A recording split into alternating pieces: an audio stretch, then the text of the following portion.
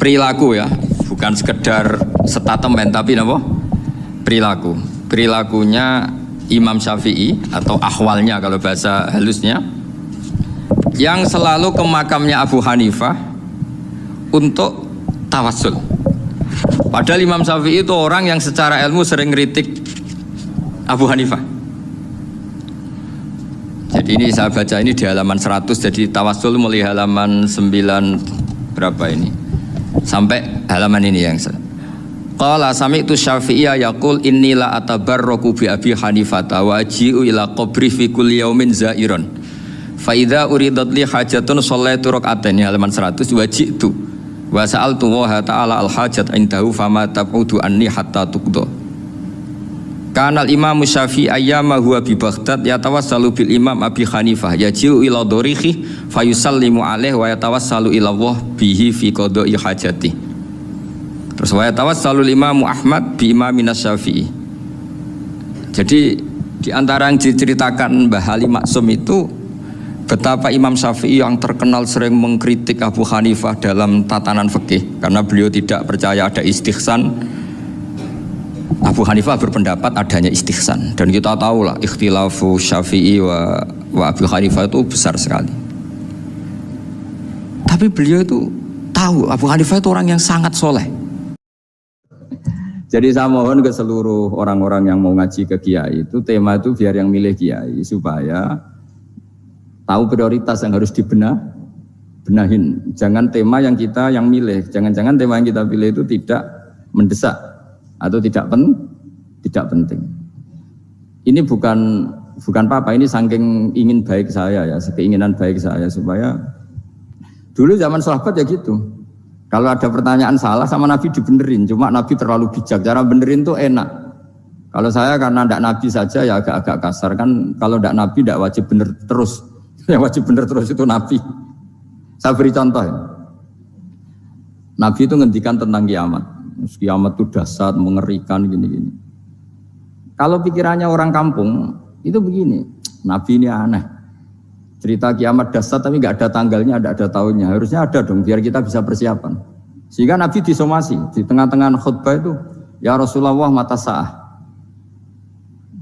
Nah, karena ini orang Bedui, Nabi nggak dengerin, maju ulang lagi. Mata sa'ah ya Rasulullah. Ketika Nabi mengabaikan itu ada dua kelompok sahabat, yang satu bilang lam yasma, Nabi tidak dengar sehingga mengabaikan. Yang kedua bilang sami'a wa kariha, Nabi sebenarnya mendengar tapi tidak berkenan. Tapi diulang lagi ketiganya, ya Rasulullah mata sa'ah. Akhirnya Nabi jawab, mau tidak mau, karena kalau enggak ya namanya orang Bedui ngomong terus. Nabi balik tanya, ya karena cara berpikir dia kalau kiamat itu jelas kapannya kan bisa persiapan itu. Paling enggak pas mau kiamat terus pas ngaji Quran apa kan bisa persiapan itu. Akhirnya Nabi balik tanya, ma'atatalaha. Kalau kamu berani tanya kiamat, lalu persiapan kamu apa? Ya terus orang itu bilang masyhur itu, ma'atatulaha kabira sholatin wala siyamin wala kadza wa kadza walakinni uhibbuka. Saya sebenarnya tidak punya persiapan ya Rasulullah, cuma persiapan banyak puasa ya enggak, banyak sholat enggak, tapi saya mencintai engkau. Masyhur itu jadi hadis paling legenda, almar'u ma'aman ahabba. Sebagian disebut anta ma'aman ahbabta. Ini kata semua sahabat yang di masjid. Si Bedui ini orang paling dibenci sahabat karena mengganggu Nabi saat khutbah. Tapi akhirnya ini menjadi orang paling dicintai sahabat karena barokahnya itu hadis itu keluar secara terbuka. Almar'u ma'aman ahabba. Sebagian riwayat yuhsyarul mar'u ma'aman ahabba. Nanti orang akan sowan sama Allah bersama orang yang mereka cintai. Itu sahabat-sahabat fama farihu ba'dal Islam farahahum bihadal hadis. Mereka tidak pernah senang setelah masuk Islam sesenang hadis ini. Karena kita tidak perlu soleh-soleh banget, cukup menyintai orang apa? Soleh gitu. Makanya saya sekali bilang itu ya, kadang-kadang saya jadi orang alim itu ya rugi. Ruginya tadi. Misalnya untuk menjadi orang alim kan harus hafal Quran, ngaji Bukhari, Muslim, Ikhya. Ternyata pengumuman kedua orang nggak bisa apa-apa. Gelombang kedua, para pecinta. Waduh, itu kan repot. Ya. Jadi kita yang jadi orang alim susahnya bukan main. Ternyata disaingi pengumuman kedua. Dan para pecintanya, wah itu kan akhirnya ketemu orang-orang nggak jelas tadi itu. Nah itu ya termasuk farah dalam Islam, farhatul aibin. Jadi senang itu di Islam itu ibadah. Ya, qul bi fadlillah wa bi rahmati fa bidzalika falyafrahu. Senang itu diperintahkan Allah. Saya tuh sering di kamar, kadang itu nyun sewu kayak gatelan gitu, apa itu. Ya agak kukur-kukur terus merengut saja malu. Malu saya itu dilihat Allah kok kayak agak ridho itu malu. Ya kayak tadi lah, kamu dikasih rumah gratis, kemudian pas yang ngasih datang kamu kelihatan cemberut, itu yang ngasih kan mangkel. Sudah dikasih gratis masih cemberut. Sama hubungan kita dengan Allah itu semuanya dikasih gratis. Makanya tabassum, senyum itu ibadah. Kita yang nekuni ilmu hadis, betapa hebatnya Nabi ngendikan, kalau kamu tidak bisa ibadah yang berat-berat, cukup ibadah senyum. Kadang ngendikan tol qati wajhin, kamu cukup berwajah yang indah, yang menyenangkan. Tabassum, senyum. Kalau kamu tidak bisa membalas jasanya orang yang ngasih, minimal kamu senyum, lihat minimal kamu kelihatan senang gitu. Makanya senang itu sudah ibadah. Dan sekarang orang untuk senang aja susah. Karena bawaannya nuntut orang lain supaya kayak keinginan dia, bawaannya nuntut, ya ribet. Kalau gitu ya ribet. Makanya saya bilang al ilmu yurisul ahwal. Ilmu itu diperkuat. Nanti yurisul ahwal, ilmu itu akan membentuk Anda. Dulu beberapa raja itu ya mau luhur karena jadi raja, punya apa saja. Tapi punya penasihat ulama, itu adalah nasihat itu sederhana. Ada seorang raja tanya ke kiai, gimana dengan semua kerajaan saya? Wah, padahal dia punya apa saja. Jenengan miskin sekali, itu kerajaan seluas ini. Kok bisa aja? Terus ditanya sama si ulama tadi, andaikan Anda di padang pasir, kemudian kalau tidak minum segelas air itu mati, apakah Anda akan membeli segelas air ini dengan semua kerajaan Anda? Oh iya, pasti apapun saya lakukan untuk mendapat satu gelas air. Terus la tafrah bimulkin la yusawi syarbatamain. Kamu jangan bangga dengan kerajaan yang nilainya itu enggak sebanding dengan segelas apa? Air. Akhirnya raja itu mikir, saya tidak jadi raja bisa hidup. Tapi kalau enggak minum air mati. Berarti penting satu gelas air. Akhirnya lama-kelamaan ini anggap kerajaan itu biasa, ternyata enggak sepenting segelas air. Ya seperti kita lah, misalnya orang nggak punya alpat tuh tidak malu. Tapi kalau nggak punya celana itu malu. Kamu mau punya alpat tapi nggak punya celana? Kan nggak mau. Yaitu ilmu. Ilmu itu yurisul akhwal. Ilmu akan melahirkan satu perilaku. Jadi kalau ilmu Anda mantap, pasti syukurnya juga mantap. Gitu. Ya makanya saya termasuk kiai yang selalu mendorong pentingnya ilmu. Bahkan kata Sufyan Ats-Tsauri ngendikan saking pentingnya ilmu ada kata fa'lam annahu la ilaha illallah, dimulai kata fa'lam. Dan saking pentingnya ilmu itu setiap nabi itu status permanennya itu hanya satu, mengajar. Rabbana wab'ats fihim rasulam minhum yatlu 'alaihim ayatik, membacakan ayat-ayat Allah sampai wa yu'allimuhumul kitab, mengajarkan kitab wal hikmah. Bahkan Allah sendiri wasofa dzatahul 'aliyah bi annahu al-muallim. Yaitu Allah ngendikan Ar-Rahmanu 'allamal Qur'an. Jadi betapa hebatnya pengajar. Allah sendiri mensifati dirinya itu Ar-Rahmanu 'allamal Qur'an. Allah itu Maha Rahman yang mengajarkan Qur'an. Di surat Iqra juga disebutkan Iqra wa rabbukal akram alladzi 'allama bil qalam. Jadi Allah mensifati dirinya sebagai pengajar. Kayak apa pentingnya mengajar? Karena al-ilmu yurisul ahwal. Ilmu ini melahirkan satu sikap. Pernah ada orang hartanya itu habis karena ngobati ibunya. Terus datang ke saya, dia sumpek karena hartanya habis ngobati ibunya. Terus dia bilang, Gus saya ini sekarang sudah miskin karena ibu saya sakit dan harta saya habis untuk ngobati ibu saya. Terus tak guyoni sama saya. Kon kepen pinter apa kepen goblok? Kepen pinter Gus. Ingin pinter apa ingin goblok? Katanya ingin pinter. Kalau ingin pinter bahasanya jangan gitu. Harta kamu itu masih di akhirat karena habis untuk ngobati ibu. Bayangkan kalau habis untuk maksiat itu habis betul. Terus dia mulai syukur. Alhamdulillah Gus, harta saya habis secara heroik karena untuk mengobati apa ibu. Sudah pinter dia. Akhirnya miskin sampai sekarang ya tetap pede saja karena masih punya tabungan di akhirat. Dan itu saya terinspirasi oleh ilmu juga. Jadi dulu Sayyidah Aisyah itu pernah nyimpan sepotong daging kambing. Disimpan untuk dimakan beliau. Karena beliau mau iftar ya, mau buka atau apa. Singkat cerita, karena bawaan keluarga Nabi itu sakhok, ada orang minta dikasihkan. Suatu saat, akhirnya kan habis. Terus Nabi tanya, yang daging tadi di mana? Habis. Terus Nabi cara menjelaskan itu indah sekali. harta kamu itu baju yang kamu pakai, nanti ya rusak. Yang kamu makan, nanti ya ke WC. Wa tasaddaqta fa abqaita. Memang di semua riwayat itu pakai dhamir mukhatab mudzakkar. Meskipun asal-usul riwayat itu untuk Sayyidah Aisyah. Karena untuk umum. Yang kamu sedekahkan tuh yang masih. Kamu jangan bilang kamu sedekahkan tuh yang habis. Yang kamu sedekahkan tuh yang masih. Misalnya saya punya uang 1 miliar misalnya. Terus pernah tak sedekahkan ke fakir miskin atau ke kiai atau ke pondok 100 juta. Itu yang mesti masih, karena kadung di luar kekuasaan kita. Kadung lillahi ta'ala. Justru yang masih itu yang potensi nanti untuk hal-hal yang kurang positif. Semenjak itu orang sedekah itu begitu entengnya, karena itu yang masih. Ya tapi tentu sarannya yang tepat ya. Saya sekarang sering kampanye sedekah tepat. Karena misalnya sering saya itu didatangi orang kaya. Saya ini punya uang banyak, ingin punya masjid biar dipakai orang Jumatan. Terus saya bilang, kamu ingin jadi orang baik betul apa baik versi Anda? Baik betul, Gus. Tak ajarin mau, gak tersinggung, mau Gus. Kalau Anda bikin masjid di kampung Anda, masjid terbaik di dunia sekalipun, yang bingung saya ahli fikih. Kok bisa? Kan terjadi 2 Jumatan, nanti sahnya yang mana? Kamu enak aja bikin masjid, gak? Kamu bikin masalah baru bagi kiai fikih di daerah kamu.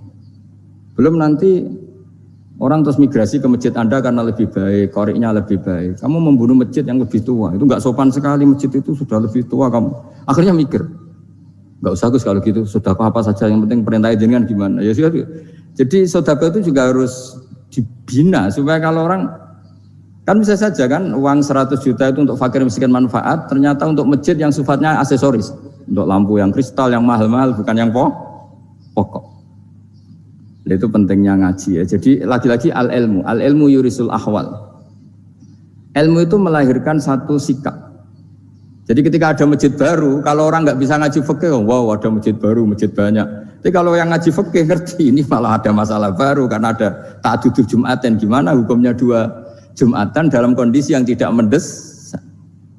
Makanya sekarang saya baru kampanye itu. Dulu itu kalau ada masjid banyak itu kan faktornya beda ormas.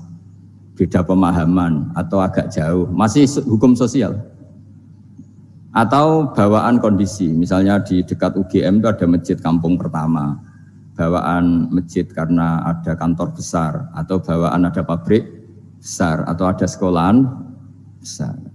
Tapi sekarang itu ada pertanyaan baru, ada masjid baru karena ada orang kaya ingin bikin masjid, itu gimana itu hukum? Nah, tapi kalau orang nggak nekuni fikih itu ya langsung wah bagus untuk bangun masjid. Bagus piye gene sing kangelan memfikihkan tadi. Nah itu ilmu. Jadi kalau yang tidak nekuni fikih itu ya tidak tersiksa, tapi yang nekuni fikih itu pasti tersiksa karena seperti itu tadi. Ya jadi saya mohon di antara cara kita dakwah secara damai itu dimulai dari Rabbana zalamna anfusana. Itu pakai Nabi di redaksinya diganti dengan makna supaya kita per individu matur Allah apa ini zulam tu nafsi zulman kabiron katsiran. Nah bawaannya orang mengaku zalim, mengaku salah itu kan sudah tidak sempat mikir salahnya orang apa lain. Dan dari sini kemudian dia jadi orang yang tawadhu, yang ubudiyah, yang macam-macam.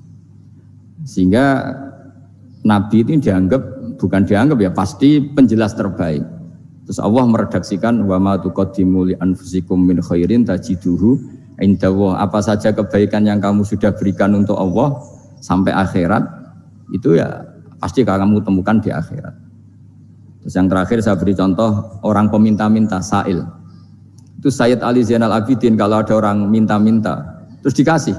Misalnya dikasih ya 100.000 atau 50.000 atau 10.000 sesuai kemampuan yang memberi. Itu marhaban biman hamala zadi ilal akhirah. Saya terima kasih ya, gara-gara kamu minta uang saya jelas sudah sampai akhirat. Coba kalau di rumah bisa saja untuk hal yang tidak positif. Jadi bawaannya itu cara pandang itu rubah. Jadi sebenarnya kalau kita ngasih uang di masjid, ngasih kiai atau ngasih fakir miskin, ya uang itu yang masih bukan yang habis. Itu watasodak kata fa'abqaita, yang kamu berikan itu hakikatnya yang masih. Karena sudah ada kamu otak-atik lagi, makanya disebut wakaf. Sebenarnya wakaf itu dulu secara makna lughat, saya ulangi secara lughat. Maknanya itu sudah berhenti, wakafun maknanya berhenti.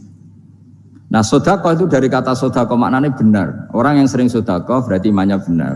Orang yang uang sudah diberikan berarti dia sudah terputus, wakaf berhenti dari hubungannya dengan dia.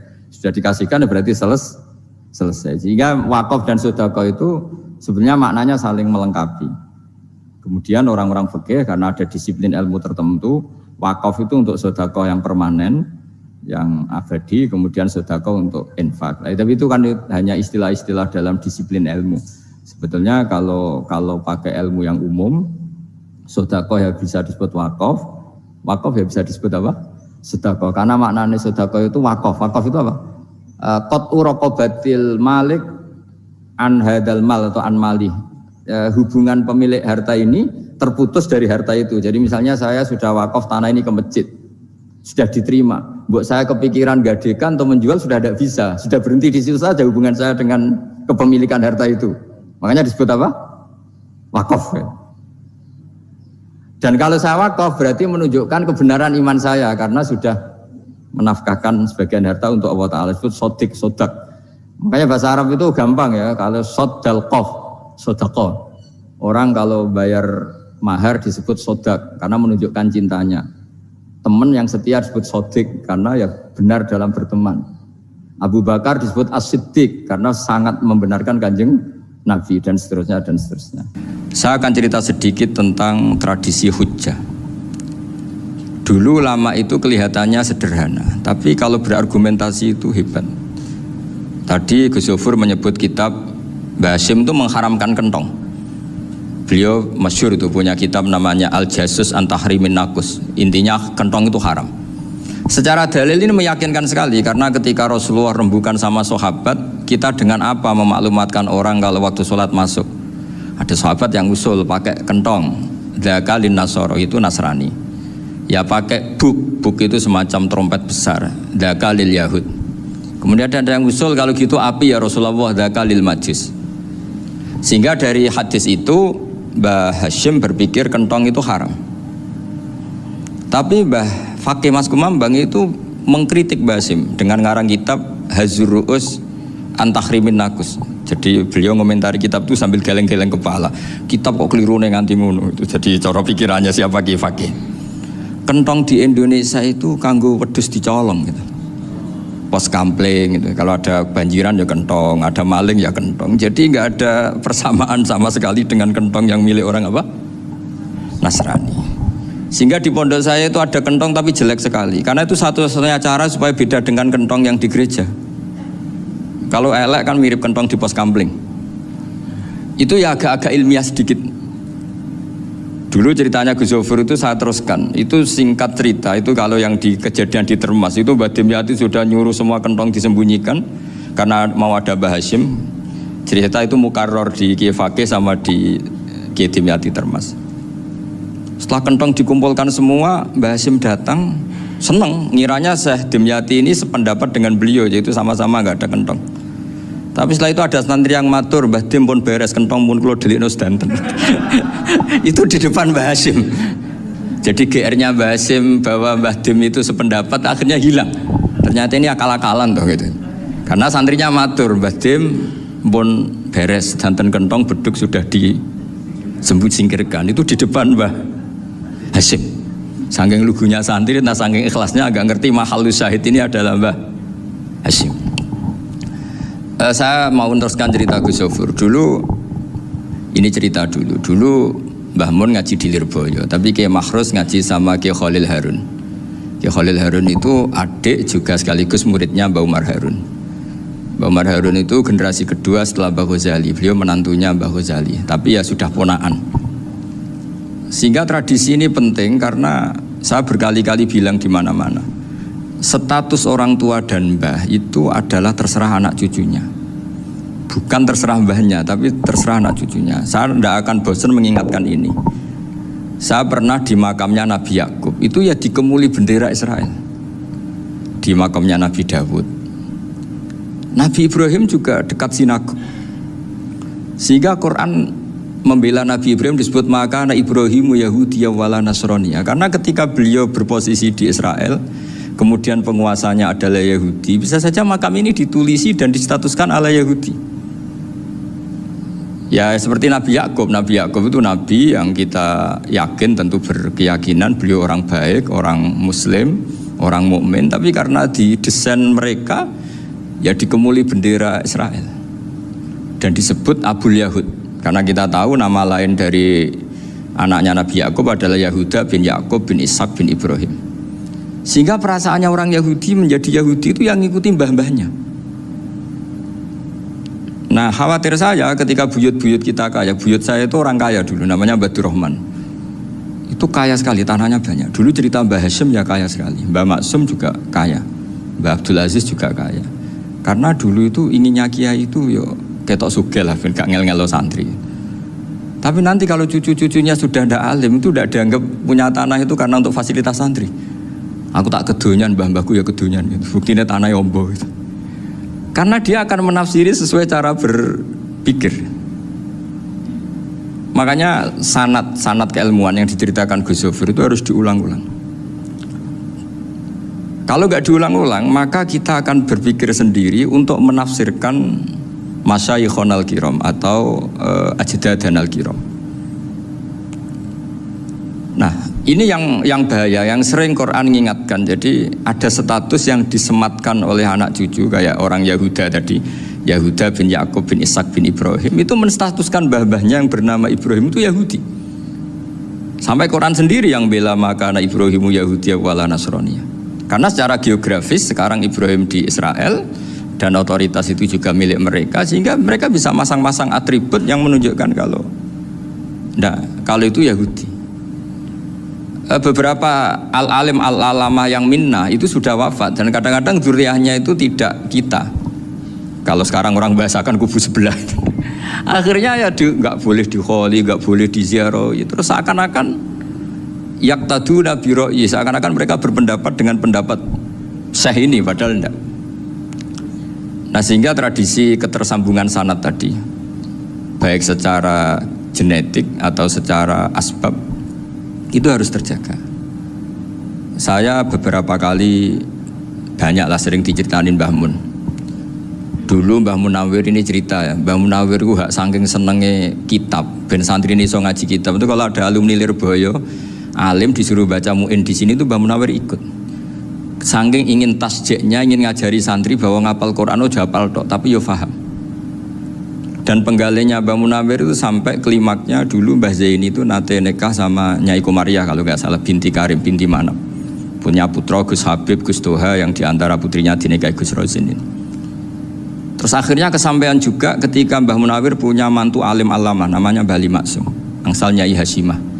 Sampai Pondok Kramjak ma'ruf bil ilmi, terutama ilmu sorof dulu karena Mbah Maksum itu komplain, fa'ala ya fulu kok terus fa'alan ya, fa'ala ya fulu ya uful gitu kan, masuk fi'il kok jejer isim gitu. Jadi dulu kata Mbah Mun itu ada persaingan ilmu sorofnya Mbah Maksum Ali Kuaron sama Mbah Ali Maksum Jogja. Jadi walian tok, yang satu Maksum Ali Kuaron, yang satu Ali Maksum. Ya itu dulu saingan ngarang sorof. Nah ini yang menang siapa? Ya terserah dzurriyyahnya. Kalau dzurriyyahnya keren ya menang karena terserah yang kampanye. Saya bayangkan adekan Mbah Zubair tidak punya anak sealim Mbah Mun, mungkin halnya Mbah Zubair juga tidak sewow kalau punya putra Mbah Mun. Karena saya berkali-kali bilang kalau dalam syair Arab itu kama takarroma, kadang dilafatkan kama tasyarrofa bi Muhammadin adnanu. Orang berpikir Adnan itu siapa? Itu karena ada Nabi Muhammad SAW. Orang mencari-cari Mbah Mun itu mencari Mbah Zubair karena ada Mbah Mun. Orang mencari Mbah Dahlan karena ada Mbah Zubair. Wong kok alime ngono iku bapake sapa? Wong kok alime ngono iku putune sapa? Tapi kalau kita ini sudah ndak alim, ini orang sudah nggak tertarik nyari-nyari leluhurnya karena dianggap selesai. Jadi yang dengan tanda kutip yang menghabisi mbah-mbahnya itu ya mesti cucunya. Ini mau ngamuk, mau peringatan, tapi ini juga peringatan pada diri saya sendiri. Jadi sehingga dzurriyyah ini penting. Kenapa para nabi mesti donga dzurriyyatan thayyibah? Kenapa selalu berpikir tentang dzurriyyah? Wa ja'alaha kalimatam baqiyatan fi aqibi. Karena dzurriyyah ini yang nanti bisa menstatuskan leluhurnya. Seperti tadi cerita Mas Maftuh ini, tak puji betul, saya hari ini tidak ingin gojlok supaya kewalian saya tidak tergerus oleh kedoliman. Saya pernah diceritain Gus Zofur, juga sering baca buku tentang Mbah Maksum. Dulu Mbah Maksum kalau wasiat kembali ya gitu. Kamu harus NU dan harus mempertahankan NU, tapi tidak dengan cara membenci Muhammadiyah. Dulu Mbah Mun juga sering cerita, dulu Mbah Hashim tuh ngaji Syekh Mahfud. Nah, Mbah Ahmad Dahlan dulu namanya Darwis sering ngaji sama Syekh Khotib Minangkabau. Zaman itu Syekh Khotib sudah modern, sudah ikut gerakan Abdu, gerakan Almanar. Sehingga bawaannya Mbah Ahmad Dahlan ini agak agresif. Yang Mbah Hashim karena hanya mulazim di Syekh Mahfud, hanya sesekali ngaji Syekh Khotib, beliau lebih seperti itu. Dan dua beliau ini sama-sama pernah ngaji Mbah Soleh Darat di Semarang, Mbah Hashim sama Mbah Ahmad Dahlan yang dulu namanya Darwis. Jadi ini masih min minuskatin wahidah mimam bain wahid. Sehingga kita tidak kaget ketika Mbah Ali Maksum mengomentari Muhammadiyah itu masih ahli sunnah wal jamaah. Makanya nanti terakhir saya baca kitabnya Mbah Ali dan sering saya pelajari. Andai kan kita ini sepakat dengan ilmu, ya kita tahulah kalau Abu Hanifah itu tidak kunut, Imam Syafi'i kunut, berarti kunut itu mazhabnya Abu Hanifah, bukan mazhabnya Mbah Ahmad Dahlan. Apa tidak kunut itu mazhabnya Abu Hanifah, bukan mazhabnya Mbah Ahmad Dahlan. Kita kunut itu mazhabnya Imam Syafi'i, bukan mazhabnya Mbah Hashim. Ini semuanya masih dalam bingkai ilmu. Adzan qobla subhi juga riwayatnya jelas. Tidak adzan ya sudah perilaku kita sudah jelas. Dulu Mbah Mun sering didik kita gitu. Saya sering dengar cerita kalau dulu Pak Arif Fakhruddin begitu hormat sama Mbah Ali, apalagi dzuriyahnya Mbah Azhar Basir. Nah beliau dulu ngaji di Termas. Dulu itu nggak ada masalah karena semuanya dianalisis pakai ilmu. Tapi sekarang pakai identitas, yang kunut itu NU, yang nggak kunut Muhammadiyah. Berarti Abu Hanifah itu Muhammadiyah, Imam Syafi'i itu NU. Berarti Imam Syafi'i itu ya anak buahnya Ki Miftahul Ahyar kira-kira gitu karena anak buahnya Pak Said Akil. Kan terus jadi repot. Dulu kita ini pengagum ilmu, bukan pengagum perbedaan. Sehingga di sini yang saya kagum dari sekian ceritanya Mbah Ali Maksum, supaya kitab ini to the point, supaya nggak lama-lama karena waktunya juga. Nanti kalau kemalaman ini kena semprit ini sudah. Ini diantara yang diceritakan Wali itu unik. Imam Syafi'i itu sering tawassul, sering wasilah sama siapa itu? Abu Hanifah. Ini sudah tak petakan, saya baca yang sensitif lah, so yang ini ya. Ziyad al-Babus Samin, terus sebentar ini yang bab tawassul.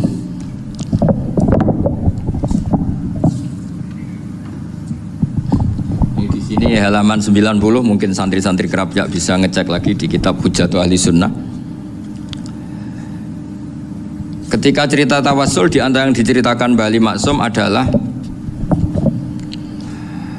perilaku ya, bukan sekedar statement tapi apa? Perilaku. Perilakunya Imam Syafi'i atau ahwalnya kalau bahasa halusnya, yang selalu ke makamnya Abu Hanifah untuk tawassul. Padahal Imam Syafi'i itu orang yang secara ilmu sering kritik Abu Hanifah.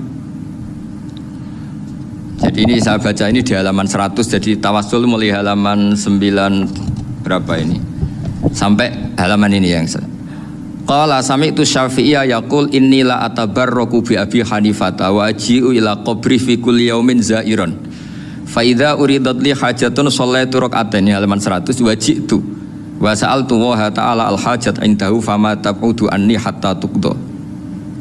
Kanal Imam Syafi'i ayyama huwa bi Baghdad yatawassalu bil Imam Abi Hanifah yaji'u ila dorihi fayusallimu alaihi wa yatawassalu ila Allah bihi fi qada'i hajati.